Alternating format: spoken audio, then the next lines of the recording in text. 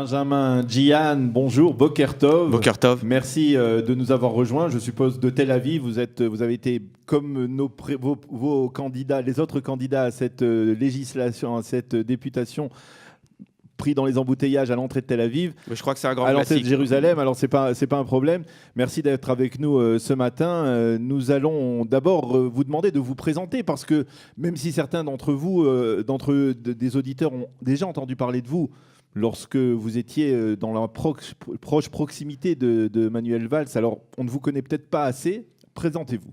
Alors j'ai 40 ans et je rentre dans cette élection par l'Italie où j'ai été expatrié pendant 3 ans, où j'ai travaillé pour une entreprise française. J'ai cette particularité de ne pas avoir fait que de la politique, de venir du monde de l'entreprise. Et quand j'ai eu 30 ans, je me suis dit qu'il y avait une chose très importante, c'était l'engagement public, la passion d'écrire. Et j'ai eu cette chance, effectivement, d'être le proche collaborateur de Manuel Valls, d'être sa plume pendant 5 ans, à la fois au ministère de l'Intérieur et à Matignon, où j'ai pu travailler avec lui sur des sujets très importants qui me tiennent particulièrement à cœur, en particulier, effectivement, la lutte contre l'antisémitisme, l'antisionisme. Je suis fier d'avoir été auprès d'un Premier ministre qui, à la tribune de l'Assemblée, a posé un diagnostic très clair sur la société française, a eu des mots qu'on attendait, des mots pour pointer ces débats insupportables qui traversent l'opinion publique française. Je rentre dans cette élection avec mon côté italien, mais ma volonté de représenter... Vous êtes italien d'origine ou... Non, mais j'y ai vécu et forcément, c'est un pays... quelque peu. C'est le propre de toutes les expatriations. Quand on est un Français de l'étranger, c'est vrai ici en Israël, c'est vrai en Turquie, c'est vrai en Grèce, c'est vrai comme en Italie. On prend un peu du pays dans lequel on vit. Ça vous marque. C'est une expérience très enrichissante. Et c'est parce que je connais bien la réalité des Français de l'étranger que je veux m'engager pour eux. Je veux m'engager sur des questions très concrètes. Ramener aussi un peu de pédagogie dans cette élection, pour que l'on parle des vrais sujets, l'éducation, nos services publics à l'étranger, le rayonnement de la France, la solidarité, mais aussi le développement économique, tous ces sujets qui, au cours de cette campagne, n'ont pas assez été évoqués. Moi, je veux rajouter un peu je veux mettre de la pédagogie dans cette élection. Alors, on va reparler peut-être de ces sujets qui sont des sujets qui ont attrait en particulier à l'électorat des Français de l'étranger, mais puisque vous avez parlé de Manuel Valls, puisque vous avez parlé de son engagement dans la lutte contre l'antisémitisme, effectivement, on ne peut pas la remettre en cause. Manuel Valls a été, on va dire, depuis le premier jour aux côtés de la communauté juive en France, en particulier dans la période très douloureuse des attentats terroristes, de l'hypercachère, de tous les attentats que la France a subis, et la communauté juive en particulier. Mais malgré tout, on se souvient aussi de certains, on va dire, dérapages et du gouvernement de Manuel Valls, ou alors de la politique française à cette époque, avec le premier vote de la France dans la résolution niant tout lien entre Jérusalem et le peuple juif, la première résolution du 11 avril de l'UNESCO. On se souvient des excuses ou de l'aveu d'un ratage de la part que Manuel Valls avait fait à la tribune de l'Assemblée nationale. On se souvient aussi que même au deuxième tour, c'est-à-dire lorsque la résolution a été légèrement modifiée, la France n'a fait que s'abstenir, comme si elle n'avait pas de positionnement très clair à ce sujet. Comment expliquer cela, vous qui avez été dans son entourage pendant cette période ? J'irai plus loin que cela. Il y a eu effectivement des précisions données par Manuel Valls à la tribune de l'Assemblée. Il y a aussi ses propos quand il était à Jérusalem. Il y a un an, je l'accompagnais. Il a dit clairement les choses. Effectivement, la position de la France, ce n'était pas de s'aligner sur cette position. Sur la résolution. Oui, sur la résolution. L'abstention est quelque chose qui choque, je le comprends. Le lien entre le judaïsme et Jérusalem est un lien millénaire. quand on est ici à Jérusalem, on comprend l'attachement du peuple juif pour cette ville. Oui, la France n'a pas été au rendez-vous de l'histoire. C'est quand même embarrassant. C'est embarrassant, mais c'est ma position. Moi, je suis dans cette campagne, je dis ce que je pense, ce que je ressens. Oui, mais vous êtes et ici... quand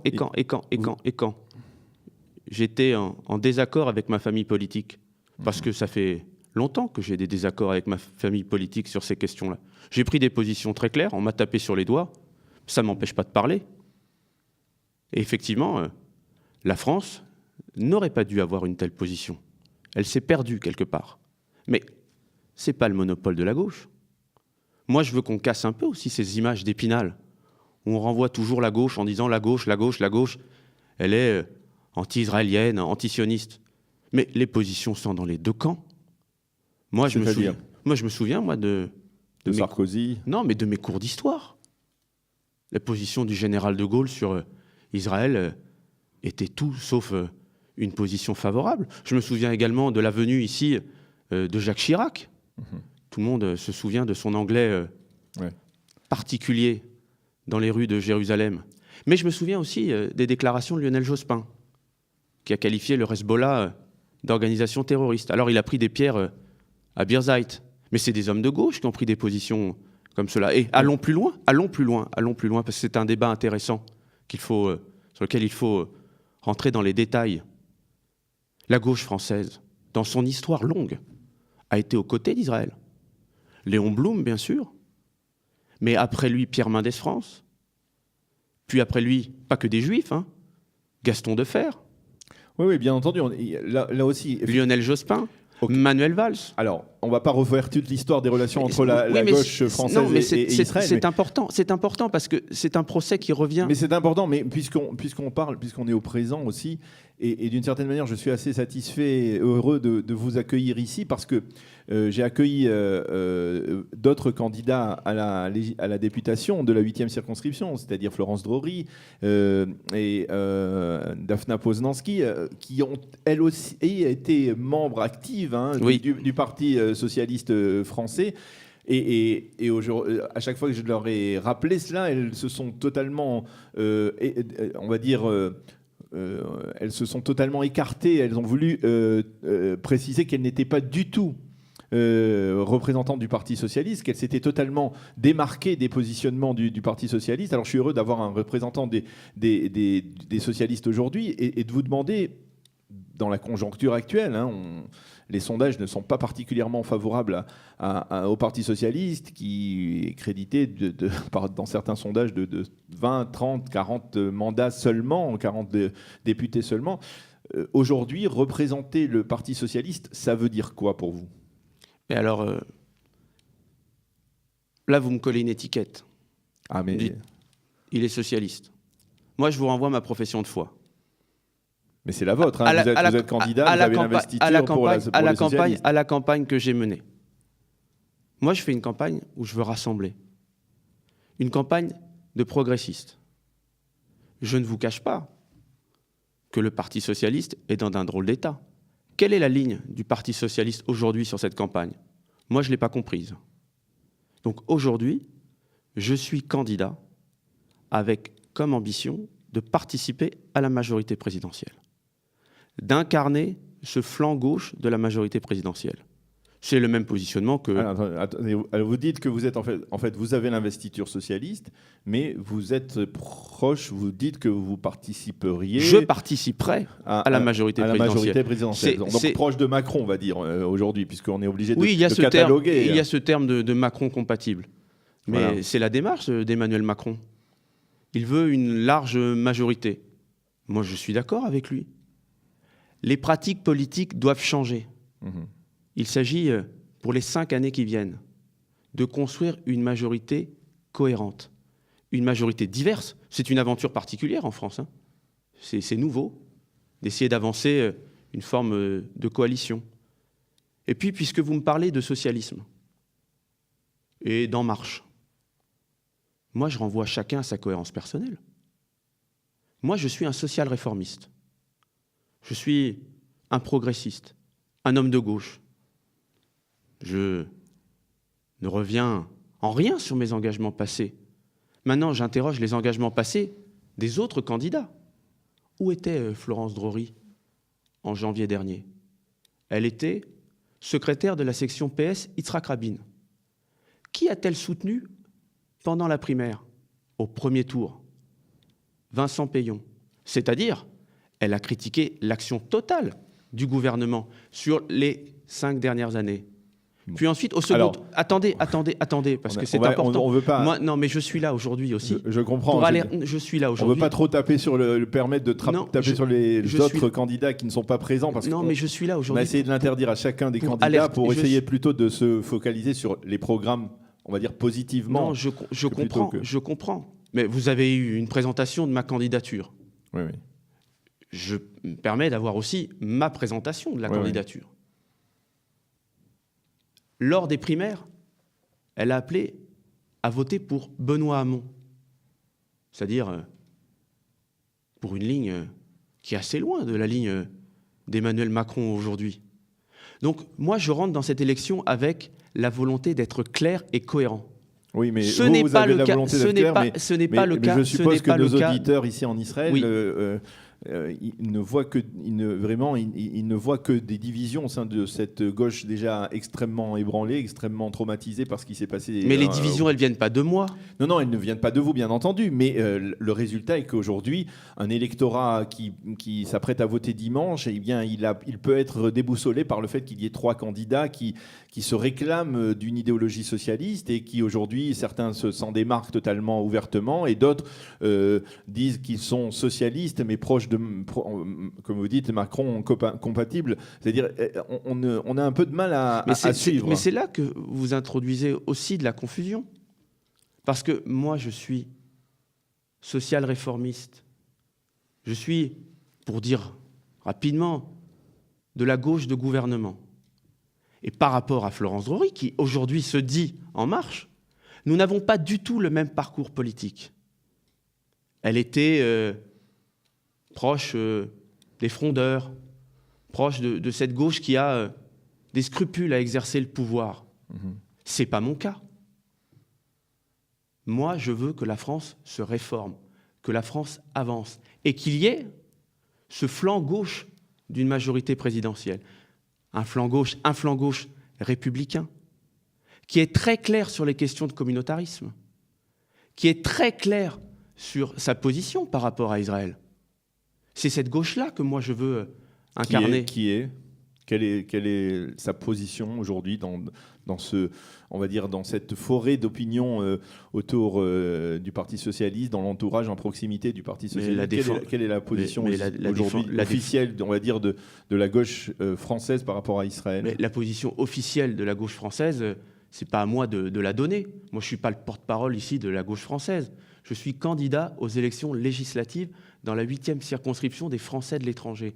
Je viens avec ma personnalité, avec les positions que j'ai toujours eues. Les positions d'un homme de gauche, comme beaucoup d'autres hommes et femmes de gauche sur la question d'Israël, c'est l'existence et la sécurité de l'État hébreu. Point final. Ok. Alors, venez, on parle un peu plus des problèmes qui préoccupent nos auditeurs ici en Israël, à Jérusalem, à Tel Aviv, à Netanya, un peu ailleurs.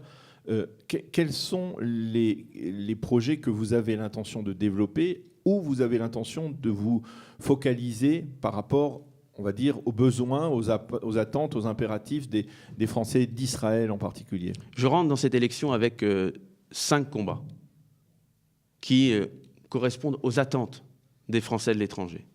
Premier combat, l'éducation. C'est déterminant. Comment nous apprenons à nos enfants le français?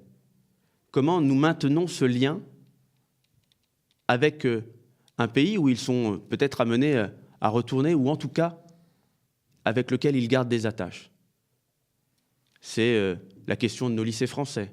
Mais au-delà, c'est la question des dispositifs comme Flamme qu'il faut aider. Moi, je suis pour le doublement des subventions pour Flamme, qui est un dispositif qui vit beaucoup sur...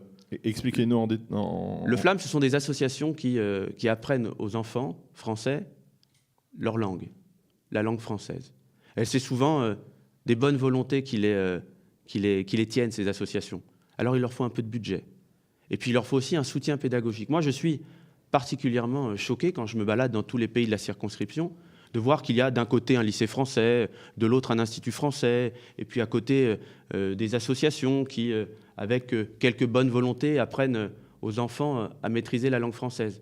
Moi, je veux que tous ces dispositifs se rejoignent, se regroupent, pour que, parce qu'on a cette langue en partage, on puisse effectivement apprendre aux jeunes Français, nationaux, binationaux, leur langue. Deuxième combat, la solidarité. Et je pense en particulier aux retraités qui sont ici. Moi, j'arrive avec une idée que je place dans le débat public. Il n'y a pas eu beaucoup d'idées nouvelles pendant cette campagne. Moi, je propose que pour les retraités ici, il y ait une caisse de compensation qui, parce que l'évolution du cours euro-shekel est très défavorable et a fait perdre 15% de pouvoir d'achat à des gens qui n'ont pas une grosse retraite. Hein. C'est une image d'Épinal, on dit on vient en Israël sous le soleil pour passer ces jours heureux. Ça voudrait dire quoi? Ça voudrait dire que la solidarité nationale joue quand il y a une évolution très défavorable du cours. Eh ben on puisse. Il y aurait un fonds. Il y aurait un fonds dédié pour les pays limitrophes de la zone euro où le coût de la vie est très cher. Et quand l'évolution du cours est très défavorable, on peut abonder et aider les petits retraités à s'en sortir. Il y a aussi le rayonnement de la France. Et j'arrive ici avec une autre idée. Moi, je veux étendre Erasmus à Israël. Je veux que plus d'étudiants français puissent venir ici en Israël faire leurs études. Ça, c'est une proposition concrète. Et puis, il y a aussi nos services publics. Moi, j'en ai assez de voir que nos services consulaires sont abîmés, qu'on a de moins en moins de personnel. Alors, on peut toujours faire des beaux discours sur le rayonnement de la France, mais il arrive un moment où il faut faire des choix clairs, précis. Moi, je veux qu'il y ait des fonctionnaires dans nos services publics pour rendre aux Français qui sont là, qui en ont besoin, les services du quotidien. Et puis, je veux qu'on travaille sur l'innovation, l'entrepreneuriat. Quelle folie, puisque vous me parliez de la position de la gauche par rapport à Israël. Quelle folie de rentrer dans ces logiques de boycott, de sanctions, alors que la France, et moi je me place pas du côté israélien, là, je me place simplement du côté français. Quelle folie pour la France de ne pas travailler avec l'État d'Israël. Quelle folie de la mettre au banc des nations. La France a tout à gagner, d'un point de vue culturel, mais d'un point de vue économique, à renforcer ses liens avec Israël. Moi, je serais un député. Mais on l'a bien vu au cours des derniers mandats de président, comme le président Hollande, on a bien vu que de ce point de vue-là, eh bien, il y avait une sorte de frein qui venait peut-être du Quai d'Orsay, qui venait peut-être d'autres éléments, d'autres paramètres, mais il y avait un frein à ce développement. Bien sûr qu'il y a des freins. Le positionnement politique était dominant et il entachait, on va dire, tout le reste de la coopération entre les deux pays. Bien sûr qu'il y a des freins, mais il y a aussi la French Tech Tel Aviv. Il y a des exemples concrets du renforcement des liens entre la France et Israël. Il y a des coopérations scientifiques. Alors, il faut faire plus. Les investissements français en Israël sont trop faibles. Moi, je serai le député qui sera, en somme, un peu un représentant de commerce qui ira chercher en France des investissements qui peuvent arriver aussi et qui aidera les start-up françaises qui s'installent ici à retourner vers le marché national français, où elles ont des opportunités de marché très importantes. C'est un changement de mentalité, oui. Mais moi, je serai ce député qui travaillera à cela. Et ce n'est pas une question de clivage droite-gauche, c'est une question de personnalité. Une élection législative, c'est le choix d'une personnalité, d'une volonté, d'un dynamisme. Moi, j'ai ce dynamisme, j'ai cette volonté de renforcer les liens entre la France et Israël. Pas par des invectives, par des combats concrets. Benjamin Gian, merci d'avoir répondu à nos questions. J'ai quand même une question peut-être un peu plus d'intérêt, on va dire, journalistique. Allez-y.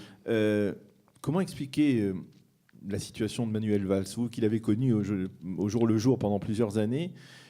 Comment expliquer que cet homme qui était apparemment si populaire, il y a peut-être encore un an et demi, un homme qui, de la vie générale, avait une certaine envergure, celle d'un président de la République, se retrouve aujourd'hui presque en difficulté dans sa circonscription à Évry? La vie politique est faite d'aléas. Moi, je connais Manuel Valls personnellement. Je connais sa volonté de s'engager dans la vie politique. Aujourd'hui, il est dans sa circonscription d'Évry, il mène campagne, mais comme tout homme politique, c'est la logique, retourner vers le terrain, retourner vers ses électeurs. Les derniers mois ont été difficiles, il y a eu la défaite à la primaire, après un combat important où on a voulu convaincre. Et puis, moi je connais Manuel Valls dans ses choix personnels. Il a fait un choix courageux, celui de soutenir Emmanuel Macron dès le premier tour, parce qu'il avait une angoisse, celle de voir Marine Le Pen l'emporter. Alors on peut raconter toutes les petites histoires, faire tous les commentaires qu'on veut. Moi, je veux que l'on retienne la cohérence d'un homme qui s'est toujours battu pour le Front National, quoi qu'il lui en coûte. C'est ça, en fait, aujourd'hui, ce qui est arrivé à Manuel Valls, c'est que, quoi qu'il pouvait lui en coûter, il s'est toujours battu contre le Front National. Mais la vie politique est longue. Quand on est engagé en politique, on sait qu'il y a des hauts, on sait qu'il y a des bas. Et moi, je suis admiratif des gens qui ne font pas de zigzag, qui vont chercher comme ça des étiquettes au fil de l'eau. Parce qu'il y a une élection, alors on change de camp. On va chercher, on fait de la cosmétique. On se donne une étiquette et on dit « je suis légitime parce que j'ai l'étiquette ». Mais la politique, c'est pas ça. C'est pas aller chercher des étiquettes. La politique, c'est avancer avec des valeurs, des convictions. Et moi, j'avance dans cette élection avec des valeurs et des convictions. Eh bien, Benjamin Diane, merci. Vous avez au moins le mérite de la loyauté envers une personnalité politique qui est aujourd'hui, on va dire, véritablement en difficulté. Et Dieu sait si elle a besoin peut-être de ses soutiens, de ses proches. Et vous le prouvez, vous pouvez donc une certaine loyauté envers celui avec qui vous avez travaillé pendant plusieurs années. Loyauté à l'homme et aux idées qu'il porte. Moi, je ne pense pas que les idées qu'il porte soient mortes. Eh bien, merci beaucoup d'avoir été avec nous. Merci d'avoir fait le déplacement de Tel Aviv à Jérusalem ce matin pour être avec nous et répondre à nos questions. Je rappelle que le premier tour de ces élections législatives pour la 8e circonscription des Français de l'étranger aura lieu ce dimanche et pas le 11 juin. Dimanche 4 juin. Il faut aller voter. Dimanche 4. Il faut aller voter. Donc, ne vous trompez pas. Ce n'est pas en même temps que dans la métropole. C'est donc une semaine avant, au 4 juin. Merci Benjamin Diane d'avoir été avec nous et bonne chance, Be'atzlacha, comme on dit ici. Merci. Voilà, c'est la fin de cette interview, de cet entretien avec Benjamin Diane, candidat socialiste à la députation pour les Français, la 8e circonscription des Français de l'étranger. Une précision importante qui est liée à notre invité de la rédaction, Benjamin Diane, qui a tenu et qui nous l'a expliqué effectivement durant ces 25 minutes durant lesquelles nous avons discuté, qui a tenu à préciser qu'il n'était pas candidat socialiste en tant que tel, mais qu'il était candidat de la majorité présidentielle et que d'une certaine manière, il était comme l'est exactement celui qui a été, on va dire, son ami et son proche pendant les 5 dernières années, c'est-à-dire Manuel Valls, l'ancien Premier ministre français, qui lui aussi se présente dans le cadre de cette majorité présidentielle. C'est un nouveau groupe, il faudra s'y habituer s'il est représenté au Parlement français. S'il est représenté au Parlement français, effectivement, il faudra s'y habituer. C'est la majorité présidentielle et non pas le Parti socialiste. Je sais que cela peut parfois troubler, mais c'est important de le souligner. Nous ne voulons pas absolument prendre position en faveur de tel ou tel candidat, mais il faut effectivement présenter les candidats comme il se doit, et c'est ce que nous avons tenu à faire maintenant en faisant cette précision. Eliana, vous avez la parole pour votre chronique Un jour, notre histoire. Merci Daniel.